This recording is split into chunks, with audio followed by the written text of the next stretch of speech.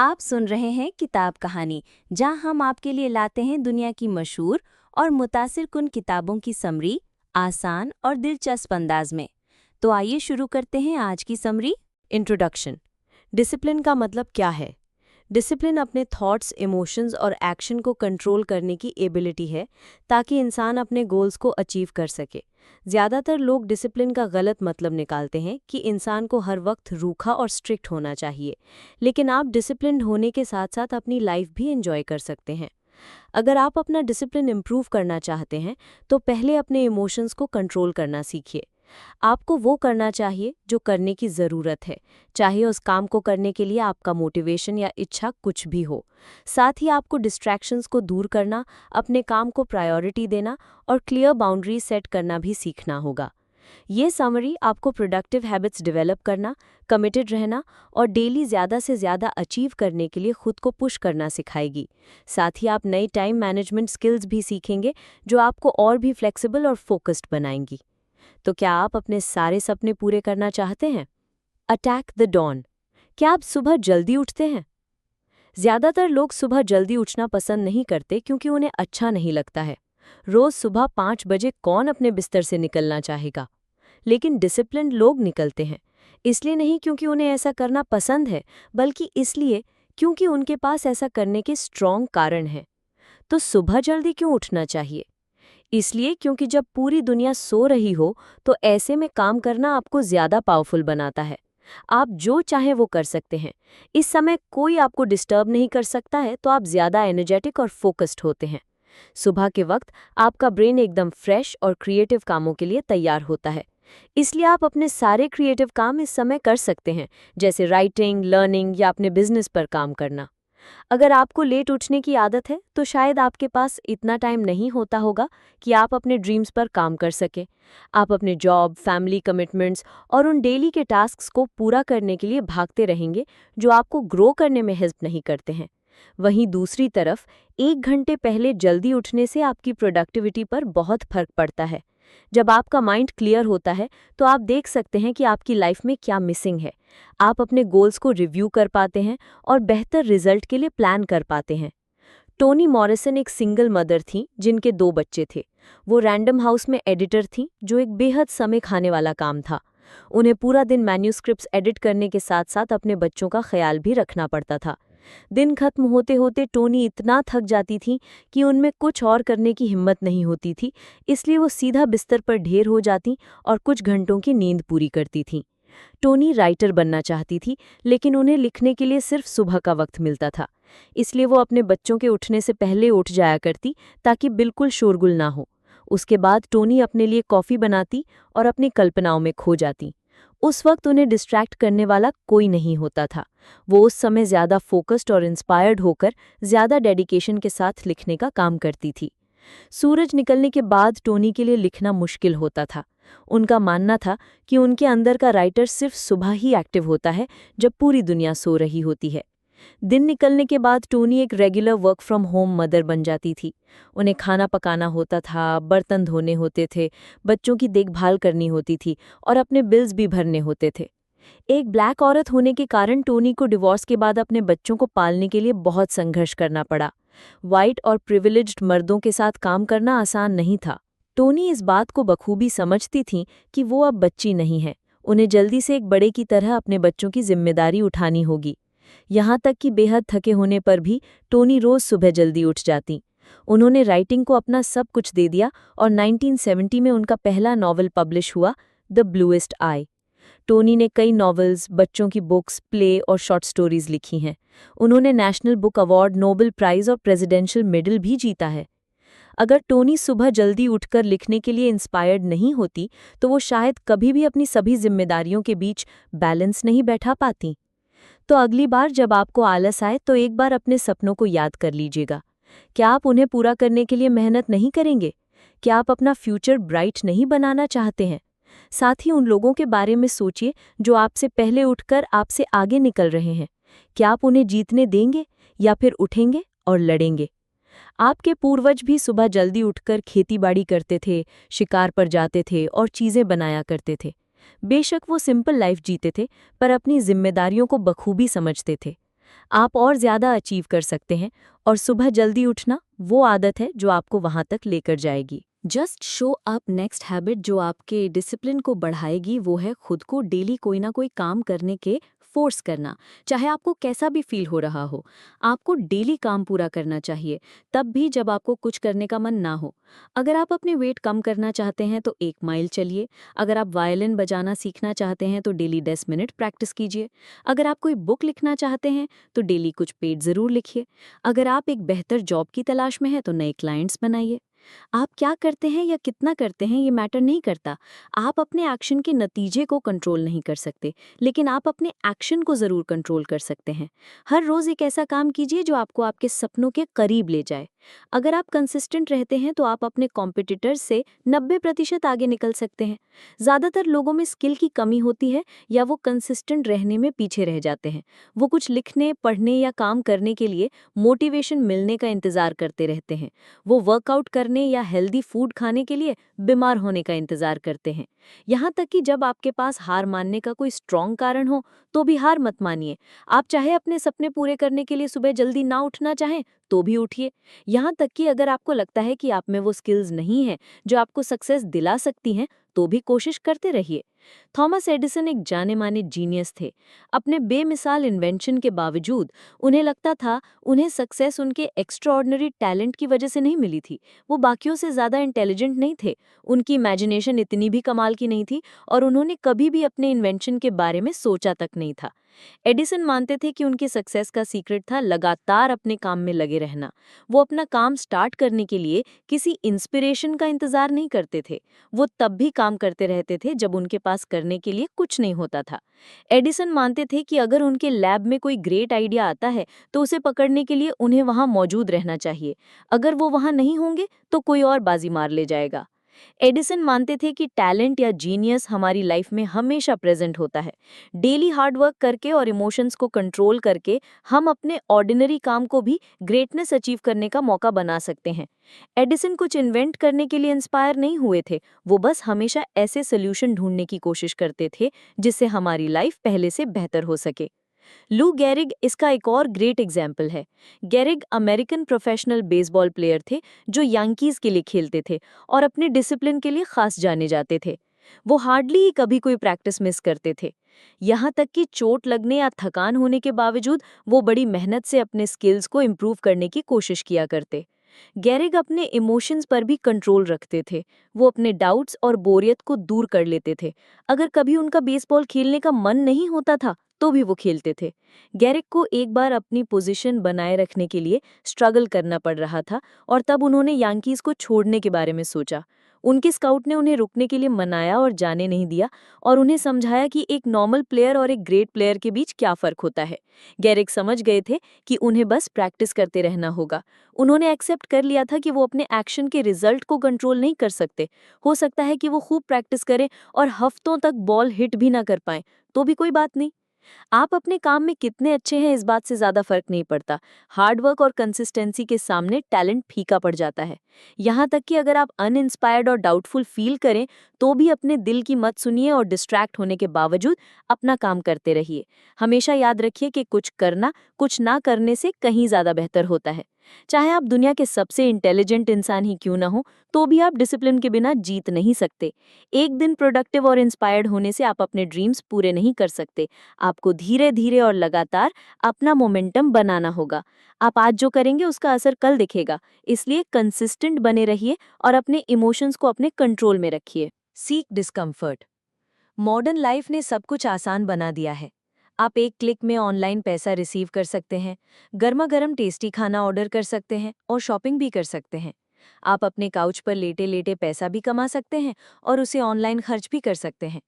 यानी आप घर से कदम निकाले बिना भी पूरी जिंदगी गुजार सकते हैं। इस कंफर्टेबल लाइफ की इंसान को लत लग जाती है। आजकल लोग हर रोज अपनी लाइफ को ज्यादा से ज्यादा आसान बनाना चाहते हैं। हम तुरंत सक्सेस पाना चाहते हैं क्योंकि हम मेहनत नहीं करना चाहते। हम स्मार्ट होम बनाने लगे हैं क्योंकि हम घर का काम नहीं करना चाहते। हम अपनी शोर मचाने वाले बच्चों को हैंडल करने से बचने के लिए नैनी हायर कर लेते हैं। हम हर उस चीज़ को हटा देना चाहते हैं जिससे हमें डिस्कम्फर्ट फील होता है। ये चॉइसेस भले ही हमारी लाइफ को ईजी बना देते हैं, लेकिन हमारे सेल्फ डिसिप्लिन को बर्बाद भी कर देते हैं। अगर आप खुद को बहुत ज़्यादा कंफर्ट देंगे, तो आप खुद ही फेल होने की तैयारी कर रहे हैं। लाइफ हमेशा आपके पक्ष में नहीं होगी। आपको नहीं पता कि फ्यूचर में क्या होने वाला है। कहीं आपके सारे पैसे डूब गए, या कहीं आपकी फैमिली या घर आपसे छिन गया, तो क्या होगा? क्या आप इन टफ चैलेंजेस का सामना करने के लिए तैयार हैं? अपनी कंफर्टेबल जिंदगी के गुलाम मत बनिए, क्योंकि ये हमेशा ऐसा नहीं रहने वाला है। इसके बजाय खुद को रफ एंड टफ बनाइए। खुद को चैलेंज कीजिए कि आप मैराथन में दौड़ सकें, बिना एसी के कुछ दिन रह सकें, वेट उठा सकें, ठंडे पानी से नहा सकें और इंटरनेट के बिना रह सकें। आपको अपना बैलेंस ढूंढना होगा। खुद के बहुत ज़्यादा सख्ती भी मत कीजिए और ना ही खुद को बहुत ढील दीजिए। कुछ कंफर्ट भी एंजॉय कीजिए, लेकिन अपनी लिमिट को भी टेस्ट करते रहिए। स्टोइक फिलोसोफर सेनेका एक ज़माने में अमीर थे, क्योंकि उन्हें अपने पिता से काफ़ी पैसा विरासत में मिला था। उन्होंने अपनी दौलत को ऐशो आराम पर खर्च नहीं किया, बल्कि उन्होंने रोम में पैसा इन्वेस्ट किया और पहले से ज़्यादा अमीर हो गए। वो एक कंफर्टेबल लाइफ जी रहे थे, जिसकी उन्होंने बहुत ज़्यादा आदत नहीं लगाई थी। कभी कभार सेनेका कुछ दिनों के लिए गरीब इंसान की तरह रहा करते। जब वो गरीब बनकर रहते तो उस दौरान बहुत कम खाना खाते और एकदम मामूली और सस्ते कपड़े पहनते। वो जमीन पर सोते और सिर्फ ब्रेड और पानी पीकर गुजारा करते। आजकल कई लोग ऐसा करने लगे हैं। वो रोज सुबह ठंडे पानी से नहाकर डिस्कम्फर्ट यानी तकलीफ या परेशानी को फील करते हैं। ये संपन्न लोग जानबूझकर डिस्कम्फर्ट को एक्सपीरियंस करते हैं, क्योंकि वो और ज़्यादा प्रोडक्टिव बनना चाहते हैं और अपनी लिमिट को टेस्ट करना चाहते हैं। कई लोग तो सोशल मीडिया पर इसका दिखावा करने के लिए ऐसा करते हैं, लेकिन सेनेका सबसे अलग थे। इसका पहला कारण ये है कि उन्होंने दर्द को इसलिए बर्दाश्त किया क्योंकि वो लाइफ के गंभीर या निर्दयी हिस्से को एक्सपीरियंस करना चाहते थे। वो 3 दिनों की इस तकलीफ को एक परीक्षा मानते थे, जिसमें वो हर हाल में जीतना चाहते थे। दूसरा, सेनेका गरीब लोगों की जिंदगी खुद एक्सपीरियंस करना चाहते हैं और उनके संघर्ष को समझना चाहते हैं। इससे उनके मन में अपनी दौलत को खोने का डर जाता रहा। जहां एक तरफ उनके ज्यादातर अमीर दोस्त बिना पैसों के जीने की कल्पना भी नहीं कर सकते थे, वहीं दूसरी तरफ सेनेका अपनी पूरी जिंदगी सिर्फ ब्रेड और पानी पर गुजारने से भी नहीं घबराते थे। सेनेका रोमन सम्राट नीरो के स्टोइक इंस्ट्रक्टर थे। जब नीरो कुछ सनकी होने लगे, तो सेनेका उन्हें छोड़कर जाना चाहते थे। वो अपनी आज़ादी के बदले सारी धन दौलत छोड़ने को भी तैयार थे। नीरो समझ नहीं पा रहे थे कि भला कोई अपने बेशुमार धन दौलत को कैसे छोड़ सकता है। इसलिए नीरो ने डिसाइड किया कि वो सेनेका को जाने से रोकने के लिए जहर देकर मार डालेंगे। अब क्योंकि वो सिर्फ बेरीज और पानी पर गुजारा करते थे, तो उनके शरीर पर जहर भी बेअसर हो गया। इस तरह सेनेका की अनकंफर्टेबल लाइफ चॉइस ने उन्हें बचा लिया। आपकी लाइफ चॉइसेस क्या हैं? अगर लाइफ में कभी मुश्किल दौर आया, तो क्या वो आपको बचा पाएंगे? जो इंसान लाइफ में जीत जाता है, वो किसी भी हालात का सामना करने के लिए तैयार हो जाता है। वो लाइफ में किसी भी मुसीबत का सामना कर सकता है। आप भी अपनी लाइफ को थोड़ा अनकंफर्टेबल बनाकर किसी भी तरह के हालात से लड़ने के लिए खुद को तैयार कर सकते हैं। Keep the main thing. Success achieve करने के लिए बाउंड्री सेट करना भी बहुत इंपॉर्टेंट है, लेकिन इसे अक्सर कम आंका जाता है। अगर आपने डिस्ट्रैक्शंस को हटाना नहीं सीखा, तो आप औरों से पीछे रह जाएंगे। सक्सेसफुल लोग सिर्फ एक चीज पर फोकस करने के लिए डेली अपना टाइम ब्लॉक कर देते हैं। फिर जब उनके पास फ्री टाइम होता है, तो वो पार्टीज, टीवी और फोन कॉल्स अटेंड करना जैसी एक्टिविटीज को पूरा करते हैं। हर चीज को हाँ बोलने का मतलब है आपके अंदर क्लैरिटी और पर्पस की कमी है। आप खुद से ये सवाल पूछकर अपना पर्पस ढूंढ सकते हो। मेरी प्रायोरिटीज क्या है? मैं अपने करियर, फैमिली और कम्युनिटी के लिए और क्या कर सकता हूँ? फिलहाल मुझे क्या करना चाहिए? एक चीज को डिसाइड कीजिए और बाकी सबको ना बोलिए। हर बात के लिए अक्सर हाँ बोलकर आप अपने प्रोफेशनल लाइफ को नुकसान पहुंचाते हैं। साथ ही आप अपना सुकून और खुशी भी खो देते हैं। जब आप लोगों से डिस्ट्रैक्ट होते हैं, तब आप खुद का नुकसान करते हैं, क्योंकि उस समय को आप रिलैक्स करने, रिलैक्सिंग बाथ लेने या कोई बुक पढ़ने के लिए यूज कर सकते थे। साथ ही आपकी फैमिली भी हर्ट होती है, क्योंकि जो टाइम आपने दूसरों को दिया, उस टाइम का इस्तेमाल आप अपने बच्चों के साथ खेलने या अपने घर की साफ सफाई करने या फिर अपने पार्टनर के साथ रोमांटिक पल गुजारने में बिता सकते थे। दूसरों पर डिस्ट्रैक्ट होने का इल्जाम मत लगाइए, बल्कि दूसरों को अपना टाइम देने के लिए खुद पर इल्जाम लगाइए। ना कहना सीखना जरूरी है, क्योंकि इसका मतलब होगा कि आप अपनी फैमिली, करियर और फ्यूचर ग्रोथ की चिंता करते हैं और उसे बचाने की कोशिश कर रहे हैं। ये आपकी जिम्मेदारी है। बुकर टी वॉशिंगटन टस्कीगी इंस्टीट्यूट के फाउंडर थे। अपनी कंपनी की विजिबिलिटी और पहुंच बढ़ाने के लिए वो अक्सर ट्रैवल किया करते थे। साथ ही वो डोनर्स से बात करते, लेक्चर देते और फंडरेजिंग इवेंट्स भी मैनेज करते थे। इसके अलावा उन्होंने 5 बुक्स भी लिखी हैं। इतना सब कुछ करना इम्पॉसिबल सा लगता है, पर जब आप बाउंड्री सेट करने में माहिर हो जाते हैं तो आपके पास अपने लिए टाइम ही टाइम होता है जिसे आप अपनी मर्जी से मैनेज कर सकते हैं। कुछ घटिया किस्म के लोग पीठ पीछे बुकर की बुराई करते थे। वो उन्हें सेल्फिश बुलाते थे क्योंकि वो उन्हें अपना फोकस डिस्टर्ब नहीं करने देते थे। उनके पास एक ग्रेट मिशन था कि वो लोगों की जिंदगी बदलना चाहते थे और इसके लिए उन्हें दूसरी चीजों को ना बोलना पड़ा। बुकर ने कभी इन क्रिटिक्स की बातों पर ध्यान नहीं दिया। उनके पास इतना टाइम ही नहीं था। उन्हें पता था कि उनकी लाइफ का पर्पस क्या है और उस पर्पस को पूरा करने के लिए वो अपना सब कुछ दांव पर लगा सकते थे। बुकर का गोल था ज्यादा से ज्यादा ब्लैक मर्द और औरतों को एडुकेट करना। अगर वो खुद को डिस्ट्रैक्ट होने देते तो वो किसी को कुछ वैल्यूबल सिखाने था गोल्डन चांस खो देते। हाँ कहने की यही कीमत है। जब आप किसी चीज को हाँ कहते हो तो आप अपना टाइम किसी और चीज के लिए छोड़ रहे होते हो। हो सकता है कि आप अपनी फैमिली के साथ टाइम बिताने, अपनी बुक का पहला चैप्टर लिखने या किसी को बेहतर जिंदगी जीने में मदद करने के लिए ना कह रहे हों। अगर आप अपनी प्रायोरिटीज के बारे में नहीं जानते होंगे तो आप टाइम वेस्ट करने वाले लोगों का शिकार बन सकते हैं। नई ट्रेंड्स के पीछे भागना छोड़ दीजिए, डिनर पार्टीज अटेंड करना छोड़ दीजिए या एक जॉब छोड़कर दूसरी जॉब पकड़ लेना जैसी आदत छोड़ दीजिए। अगर आप नई चीजें ट्राई करते रहेंगे तो कभी किसी चीज में सक्सेसफुल नहीं हो पाएंगे। इसके अलावा जितना आप हैंडल कर सकते हैं उतना ही काम कीजिए। अगर आप ना कहने से डरते हैं तो इसकी प्रैक्टिस कीजिए और सीखिए कि ना कैसे बोला जाता है। ना कहने का मतलब ये नहीं है कि आप रूड बन रहे हैं। आप माफी मांग सकते हैं और हर उस चीज को रिजेक्ट कर सकते हैं जो आपकी लाइफ के विजन में फिट नहीं बैठता। अगर आप बहुत ज्यादा काम करेंगे तो थक जाएंगे और अपना फोकस लूज कर देंगे। आप अपने ड्रीम्स के बारे में भूलकर बेकार के कामों में उलझे रहेंगे। आप हर चीज के लिए कमिट नहीं कर सकते। मल्टीटास्किंग जैसी कोई चीज नहीं होती। आप सिर्फ तभी जीत सकते हैं जब आप सही चीजों पर फोकस करेंगे। तो अगली बार किसी भी चीज के लिए हाँ बोलने से पहले खुद से पूछिए, इसे करने के बदले में मुझे क्या छोड़ना पड़ रहा है। इसका जवाब आपको याद दिलाएगा कि आपकी प्रायोरिटीज क्या हैं और आपको अपने हाँ को बड़ी सी ना में बदलने के लिए मोटिवेट भी करेगा। परफेक्शनिज्म का मतलब क्या है? इसका मतलब है किसी काम को परफेक्टली करने का ऑब्सेशन यानी जुनून होना। जब आप अपने हर काम के लिए हाई स्टैंडर्ड सेट कर लेते हैं तो आप परफेक्शनिस्ट बन जाते हैं। परफेक्शनिज्म कभी कभी तो अच्छा होता है पर ज्यादातर अनप्रोडक्टिव होता है। इसे आप नार्सिज्म भी बोल सकते हैं। जब आप मानते हैं कि आपका काम दूसरों के लिए वैल्यूएबल है तो यानी आप सेल्फ ऑब्सेस्ड बन गए हैं।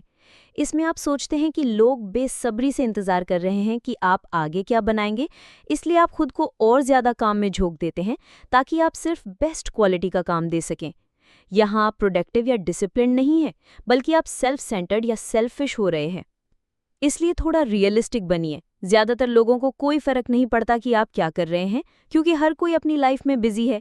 जो लोग आपसे प्यार करते हैं वो आपके काम की क्वालिटी के बारे में नहीं सोचते हैं।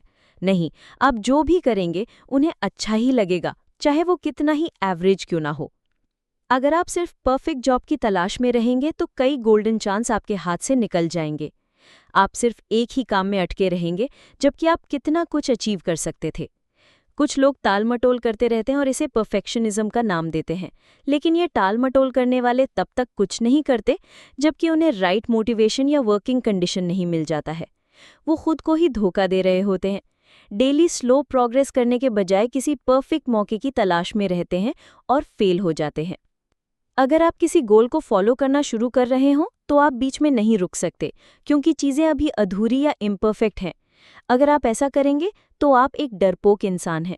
इसके बजाय मोटिवेशन की कमी होने के बावजूद भी आपको आगे बढ़ते रहना चाहिए। इस दुनिया में आपको अपना रोल निभाना है और ये रोल निभाने के लिए आपको स्ट्रॉन्ग होना पड़ेगा। अब जैसे मार्था ग्राहम का ही एग्जाम्पल ले लीजिए, जो एक फेमस कोरियोग्राफर थी। 1931 में वो सेरेमोनियल नाम के एक डांस के दौरान बीच में अटक गई थी, जो कि माया और एज़्टेक कल्चर इंस्पायर्ड था। मार्था एक परफेक्शनिस्ट थी। वो अपने डांसेस के हर एक मूव को क्रिटिसाइज कर रही थी और उन्हें लग रहा था कि वो अच्छा डांस परफॉर्म नहीं कर पाएंगे और इससे उनकी रेप्यूटेशन को धक्का लगेगा। मार्था ने इस डांस को डिज़ाइन करने में पूरी सर्दी बिता दी।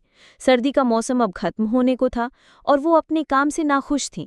उनके डांसर्स को उनका नया रूटीन अच्छा लग रहा था।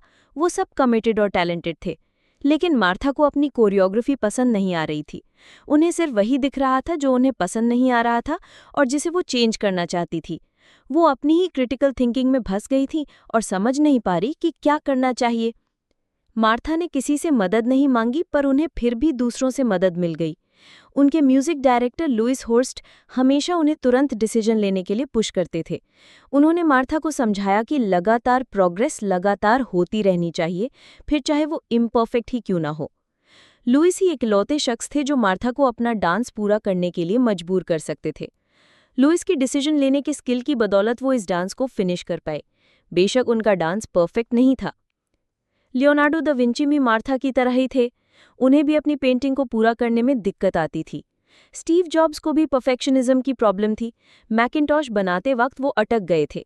इसे पूरा करने के बाद भी वो इसे रिलीज नहीं कर पा रहे थे और उन्हें एप्पल से निकाल दिया गया था। द इनविजिबल मैन जैसा मास्टरपीस लिखने वाले रैल्फ एलिसन ने ढेरों मैन्यूस्क्रिप्ट लिखी होंगी, लेकिन कभी दूसरी बुक पब्लिश नहीं कर पाए। क्रिएटर्स के लिए परफेक्शनिज्म का नतीजा बेहद डिस्ट्रक्टिव होता है। अगर वो कुछ ऐसा नहीं बना पाते हैं जो उनके हाई स्टैंडर्ड में फिट हो सके, तो वो एक जगह अटक कर रह जाते हैं। ये बेहद खतरनाक है क्योंकि ये आपके प्रोग्रेस को रोक देता है और आपकी चिंता को बढ़ा देता है। कुछ बनाने का प्रोसेस मज़ेदार होना चाहिए। जब लोग ये बात भूल जाते हैं तो उनके पास सिवाय दुख, सिरदर्द और चिड़चिड़ाहट के कुछ नहीं बचता।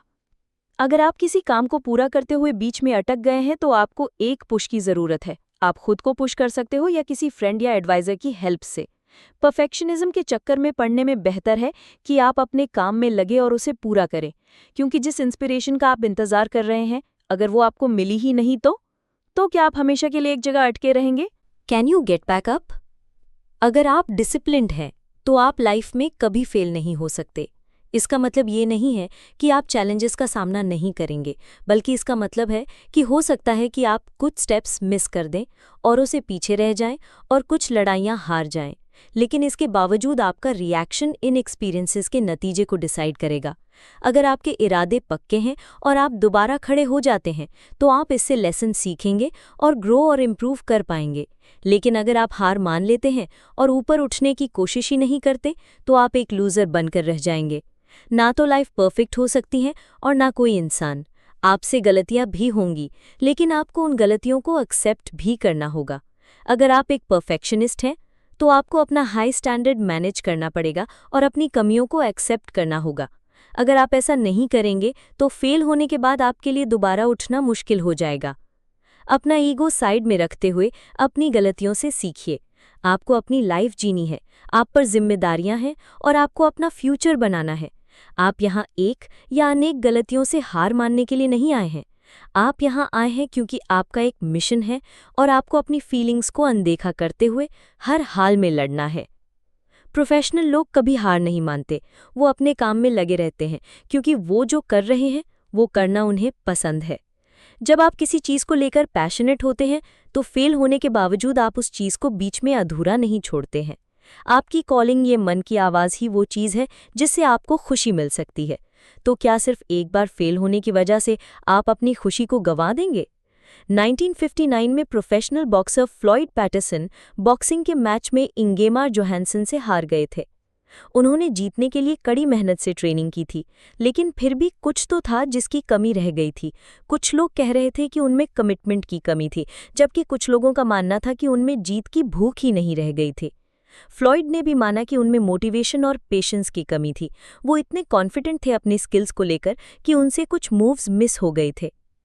रिंग के अंदर ये साफ हो गया था कि फ्लॉयड इस जीत के काबिल नहीं थे।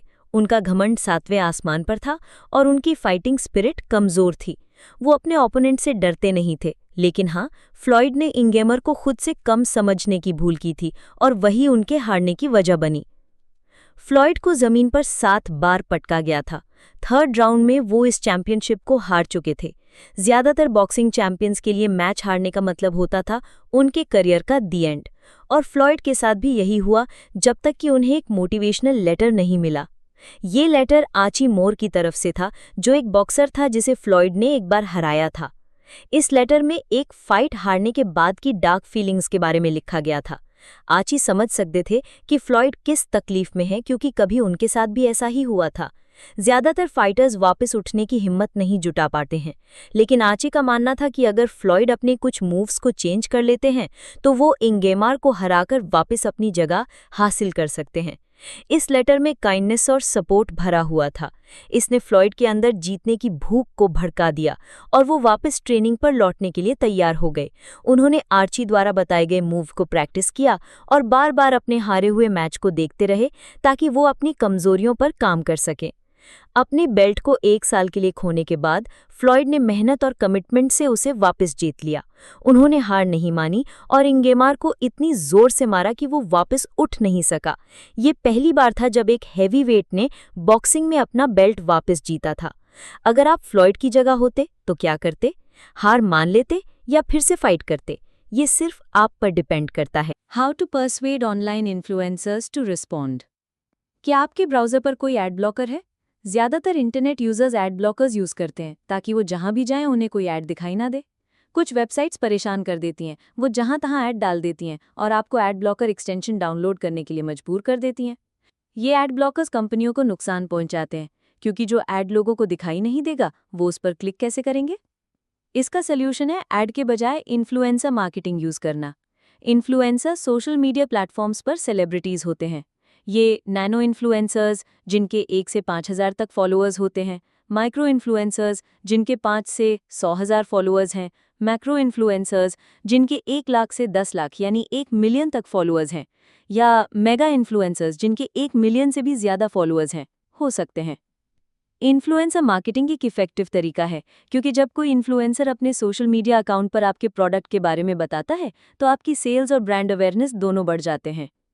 जैसे एग्जाम्पल के लिए प्रॉक्टर एंड गैम्बल एक इंटरनेशनल कंज्यूमर गुड्स कंपनी है। अपनी सेल्स बढ़ाने के लिए उन्होंने इन्फ्लुएंसर मार्केटिंग यूज करने के बारे में सोचा। इसलिए P&G ने $200 मिलियन अपने एडवर्टाइजिंग बजट से कम कर उसे इन्फ्लुएंसर मार्केटिंग में खर्च कर दिया। इस कदम से उनके सेल्स में करीब 10% की बढ़ोतरी हुई। वॉटन स्कूल के मार्केटिंग प्रोफेसर जोना बर्गर और कैलाफे ग्रुप ने इन्फ्लुएंसर मार्केटिंग की इफेक्टिवनेस पर एक रिसर्च की। उन्होंने माइक्रो और मेगा इन्फ्लुएंसर्स की पहुंच को कंपेयर किया और पाया कि माइक्रो इन्फ्लुएंसर्स की एंगेज्ड ऑडियंस ज़्यादा है। अगर आप किसी सेलिब्रिटी से अपने प्रोडक्ट को प्रमोट करने के लिए कहेंगे तो वो शायद एक ही बार उसके बारे में बताएंगे क्योंकि वो बहुत बिजी रहते हैं। जबकि माइक्रो इन्फ्लुएंसर्स के फॉलोअर्स कम होते हैं पर वो अपने बिजनेस को लेकर ज़्यादा डेडिकेटेड होते हैं। वो आपके प्रोडक्ट के बारे में 22 बार बात करेंगे। जब आपके प्रोडक्ट के बारे में बार बार बताया जाएगा तो इससे आपकी ब्रांड अवेयरनेस और विजिबिलिटी बढ़ेगी और आप मैक्सिमम ऑडियंस तक पहुंच पाएंगे। आप बड़े सेलिब्रिटीज के बजाय माइक्रो इन्फ्लुएंसर्स को टारगेट करके अपनी सेल बढ़ा सकते हैं, इसलिए कभी भी छोटे अकाउंट को अंडर एस्टिमेट मत कीजिए। इन्फ्लुएंसर्स को आपका ब्रांड प्रमोट करने के लिए मनाने के लिए आपको एक एंगेजमेंट स्ट्रैटेजी की ज़रूरत होगी। सबसे पहले तो आपको उन इन्फ्लुएंसर्स का पता लगाना होगा जो आपके गोल्स, वैल्यूज़ और टारगेट ऑडियंस के हिसाब से फिट बैठते हैं। फिर उन इन्फ्लुएंसर्स को टारगेट करो जिनके फॉलोअर्स आपके आइडियल कस्टमर्स बन सकते हैं। आप उनके कंटेंट को एनालाइज करके उन्हें ढूंढ सकते हैं। उनके पोस्ट से आपको पता चल जाएगा कि वो आपके प्रोडक्ट या सर्विस से मैच करते हैं या नहीं। सेकंड, अपनी पिच डिसाइड करो। इस इन्फ्लुएंसर से आपको क्या चाहिए, आप उन्हें बदले में क्या ऑफर कर सकते हैं। कुछ भी मांगने से पहले हमेशा सामने वाले को वैल्यू दो। अगर आपके पास उनकी ऑडियंस के लिए कोई काम की चीज़ है तो उन्हें उसकी एक फ्री कॉपी दो। आप सिर्फ उनसे प्रमोशन के लिए नहीं कह रहे हैं बल्कि एक पार्टनरशिप बना रहे हैं, इसलिए इस रिलेशनशिप से दोनों पार्टी को फायदा होना चाहिए, वरना आपकी लिस्ट में जो इन्फ्लुएंसर्स हैं उन्हें आपकी हेल्प करने में कोई इंटरेस्ट नहीं होगा। थर्ड, इन इन्फ्लुएंसर्स को ईमेल भेजो। छोटा और डायरेक्ट ईमेल लिखकर उन्हें बताओ कि आप क्यों और कैसे उनके साथ कोलैबोरेट करना चाहते हो। लंबा ईमेल मत लिखो क्योंकि उनके पास इतना सब कुछ पढ़ने का टाइम नहीं होता है। उन्हें डेली ढेर सारी पिचेस मिलती हैं और ऐसे में वो सिर्फ शॉर्ट और इंटरेस्टिंग मेल्स पर ही ध्यान देते हैं। फाइनली, ऑटोमैटिक या जनरल मैसेज मत भेजो। आपको हर इन्फ्लुएंसर को पर्सनलाइज मैसेज भेजना होगा। ईमेल की शुरुआत में उन्हें उस चीज़ के लिए कॉम्प्लीमेंट दो जो आपको उनके कंटेंट में अच्छा लगता है। उसके बाद उन्हें बताओ कि साथ मिलकर काम करने से आप दोनों को क्या क्या फ़ायदा होगा। आपका फोकस हमेशा इस बात पर होना चाहिए कि आप उन्हें कैसे हेल्प कर सकते हैं। उसके बाद बताओ कि वो आपकी किस तरह से मदद कर सकते हैं। हो सकता है इन्फ्लुएंसर्स आपके पहले ईमेल का जवाब ना दे, इसलिए फॉलो अप करते रहो। उनके कंटेंट के साथ जुड़े रहो और रेगुलर पिच भेजते रहो। एक साथ कई इन्फ्लुएंसर्स को अप्रोच करो। अगर कोई एक आपसे नहीं जुड़ेगा तो कोई दूसरा जुड़ेगा।